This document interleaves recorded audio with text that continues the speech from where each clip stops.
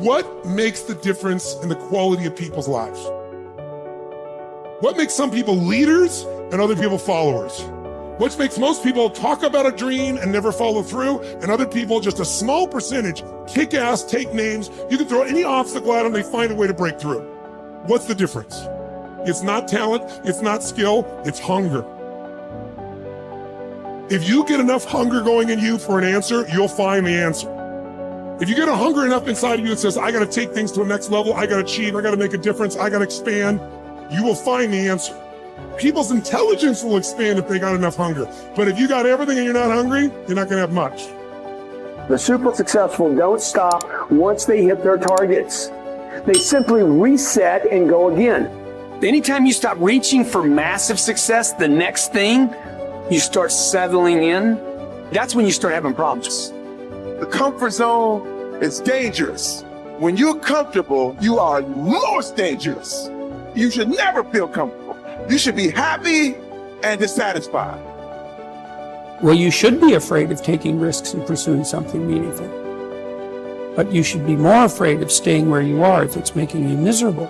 It's like you're paying a price by sitting there being miserable. You might say, well, the devil I know is better than the one I don't. It's like, don't be so sure of that. The clock is ticking.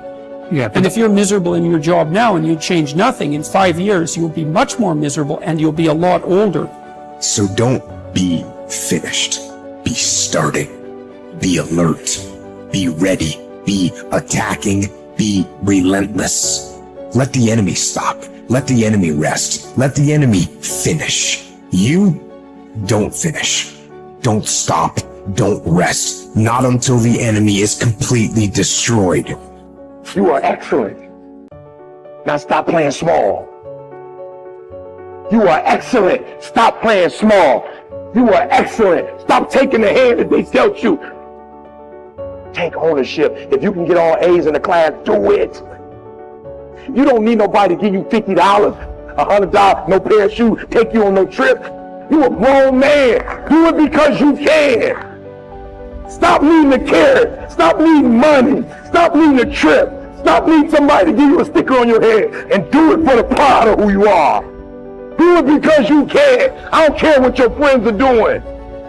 When you leave, what you fighting for? What's your legacy? What you gonna do? You say you a champ, but do you practice like a champ? You say you a champ, do you fight like a champ? You say you a champ, do you have the mentality of a champ? You have to hustle. You have to get going. Get up out of your seat and move. You have to take massive action. It's hard, it sucks, it can sap you of your mental and physical energy, but you need to get going and get up after those things that you want. No one's gonna do it for you. Work on yourself every day. Get better, improve, learn, extend yourself, push yourself out of your comfort zone. Push the boundaries that you're accustomed to. That's the only way to grow as a person. If you look at all the successful people in the world, one common thread between all of them is that they've all hustled. They've all gotten to work, gotten busy. The gap between here and your ultimate life is action. That's the link. You have to hustle. You have to get out there and do what's required. What excuse do you have? What reason do you have not to?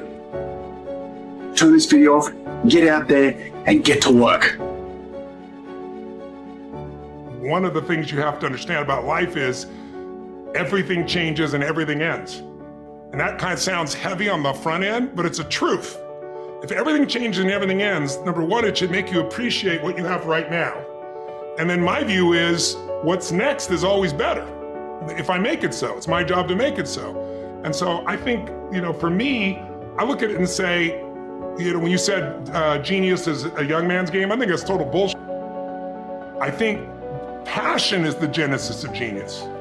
If you've got enough passion, you're gonna find answers nobody else does. But most people run out of fuel, meaning they get tired, they get exhausted, they get burnt out, they get, the law of familiarity. They're around something so much they take it a little bit for granted.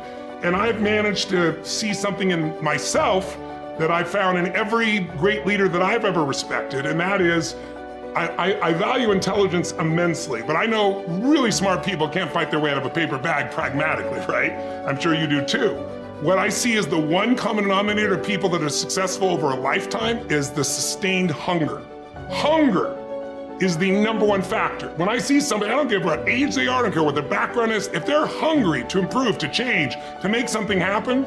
I mean, if you look at Richard Branson, he's as hungry today in his late 60s as he was at 16 years old in that crypt starting Virgin. You know, you look at my buddy Mark Benioff, you know, he's I don't know, in his early 50s right now. Mark is more hungry today than when I knew him 12, 14, 15 years ago when he was first coming up with the idea of, he went to one of my seminars over and over again, the UPW, you know which one. And he went there like 4 or 5 times and he was sitting in the front row, he's a tall guy, introduced himself and said, "You've convinced me, I'm gonna leave this company I work for as an employee here, and I'm gonna go start this new company called Salesforce.com. Wow. And he says, "Tony, we're gonna do $100 million in business, and we're gonna change business." Now he's doing whatever, 30 billion right now. but it's because he hasn't lost the hunger. And I think the law of familiarity is what destroys a relationship. You get around somebody enough, you love them, but you don't have the same passion, same aliveness.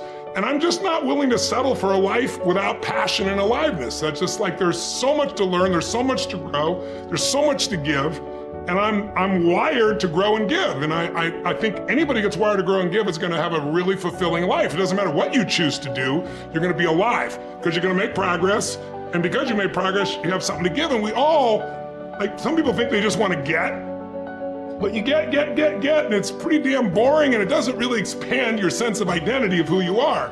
But if you're constantly growing and then taking what you learn, you're so excited about it, you share with other people and their life gets better, whether that be software you make or dresses you design or, you know, something you do in the health space that really gets people to enjoy their food while they're eating well. If you have those passions and you keep growing, there's no limit. It doesn't matter what happens in the short term with a pandemic or with a drop in the economy or whatever the case may be. These are all temporary when you realize life is lived in decades, not in days. There are no right things to do in life. If you choose something and put everything that you have into it, it'll become a great thing. Is it the right thing? Is it the best thing? When you say, is it the right thing? What you're asking is it the best thing to do in life? There is no best thing to do in life. Anything that you take up, and if you put your heart and soul into it, it becomes a great thing. Is it the best thing? No. Then what is the best thing? There is no such thing. There's really no such thing. Why are you not passionate about everything in the existence? You're only passionate about one thing means what? You're constipated. That's what it means. So, see, idiots do things that they don't like to do, suffer for their whole life because they think it's needed, or they think it's their duty. Intelligent people do what they love to do. They enjoy their life to some extent. But a genius learns to do what is needed joyfully. That's when your genius flowers, because it's no more about you. Now, there's a limitless way of looking at life. So every aspect of this rally, or many other things we have done, I don't even have to tell people that this must happen, this must happen, this must happen. A few things, yes. The rest of it, I just make it up in my mind, and I know it must happen. And it will happen. Not because I'm exercising my will over the world, because I'm just fulfilling the will of the world, that's all.